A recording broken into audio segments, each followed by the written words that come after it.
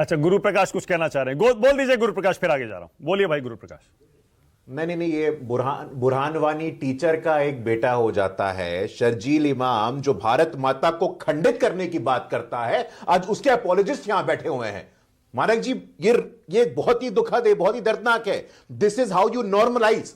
आप इसी प्रकार से नॉर्मलाइज करते हैं ऐसे व्यवहार को। देश की एकता, देश की अखंडता, जिस जमीन को हम अपनी मां मानते हैं, उस मां को ये खंडित करने की बात कर रहे हैं, और इसके भी रक्षा में लोग खड़े हो जाते हैं। मुझे समझ में नहीं आता है। यह बहुत ही भयावह दृश्य है। एक ऐसा व्यक्ति जो सुप्रीम कोर्ट ने कहा है, जिसका वीडियो है, जो सार्वजनिक रूप से कहने की क्षमता रखता है कि चिकन नेक हम काट देंगे और उसके बाद आंदोलन होगा। अरे आप किस आधार की बात करते हो? कहते हो मुसलमान के कारण बेल नहीं दिया। 7 लोगों ने अप्लाई किया था, 5 लोगों को बेल मिला है, 2 को बेल नहीं मिला है।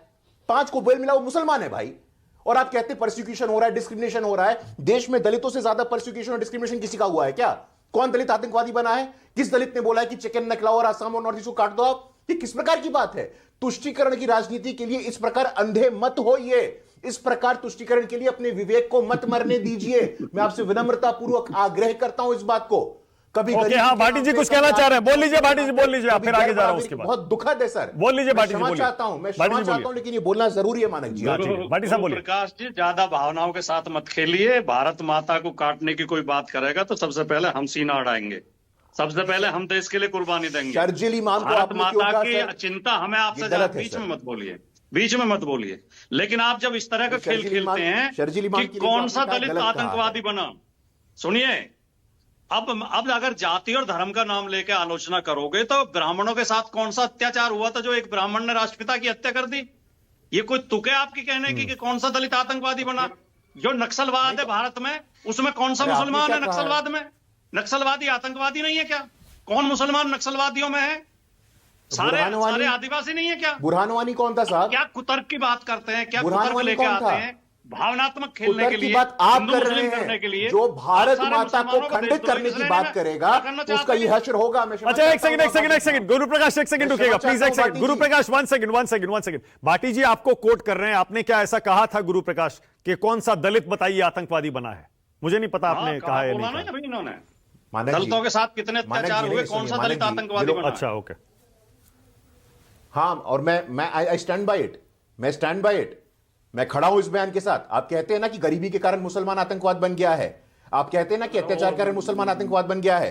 दलित के साथ गैर बराबरी होती है, दलित के साथ अत्याचार होता है, दलित बनता है क्या आतंकवादी? नहीं बनता। ये गुरु प्रकाश जी की मानसिकता है, और मैं खड़ा हूं इस बात पे, मैं खड़ा हूं आपके साथ, मैं खड़ा हूं आपके साथ। अगर आप ऐसा बोलेंगे, ये अरे भाई आप सुनिए सर, आप शर्जील इमाम के साथ खड़े रहेंगे।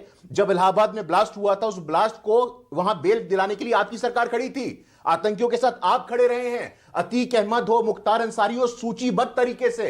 देखिए यहां बोलने की जरूरत नहीं है। और दलितों गुरु प्रकाश, एक सेकंड गुरु भाई, एक सेकंड। मैं ये नहीं कह रहा हूं कि राजकुमार भाटी जो कह रहे हैं सही कह रहे हैं, लेकिन फैक्ट तो ये भी है ना, नोएडा में अखलाक के हत्यारों से केस वापस आप ही की सरकार ले रही है ना, यूपी में। क्यों ले रही है भाई, क्यों? नहीं, देखिए सर, ऐसा है मानक जी, तो यह भी बताना चाहिए कि गौ हत्या के खिलाफ गुंडाई पे सबसे पहले कोई बोलता है तो प्रधानमंत्री जी ही बोलते हैं। आपने अखलाक का उदाहरण दिया, तो आपको यह भी बताना चाहिए कि गौ हत्या के विरोध में जितने भी आंदोलन होते हैं उसके नाम पे गुंडाई ना हो तो पहले बोलने वाला कोई शख्स होता है तो प्रधानमंत्री जी होते हैं। 25 दिसंबर को जब आक्रमण होता है तो उस दिन प्रधानमंत्री जी कैथेड्रल में खड़े होते हैं। ये बोलने वाली बात नहीं मानक जी, हमने करके दिखाया है। नहीं, एक सवाल और उसके बाद मैं आगे जा रहा हूं, एक सवाल और उसके बाद आगे जा रहा हूं। देखिए भाटी जी, कांग्रेस पार्टी, बाकी सब जो है ना, सारे के सारे विपक्षी नेता ये कहते हैं, वो कहते हैं ये यूएपीए, एनएसए, ये सारे के सारे जो मुकदमे हैं आप सिर्फ मुसलमानों पर लगाते हैं। इसके अलावा जो हिंदूवादी संगठनों से जुड़े हुए बाकी इस तरह के फ्रिंज एलिमेंट्स जिनको कह दिया जाता है, उन पर कोई सीरियस केस होता ही नहीं है। छोटी मोटी धारा में केस लगाया और रफा दफा हो गया। मानक जी, लेफ्ट विंग एक्सट्रीमिज्म पे अभी हमने कार्रवाई की है। आज तार का दरा देश नक्सलवाद से मुक्त हो रहा है, कोई धर्म देख करके किया है क्या? कार्रवाई हुई है। जो व्यक्ति पाया जाएगा जो आंतरिक सुरक्षा के लिए खतरा उत्पन्न करेगा, उसको खिलाफ आक्रमण होगा, न्याय का दंड चलेगा।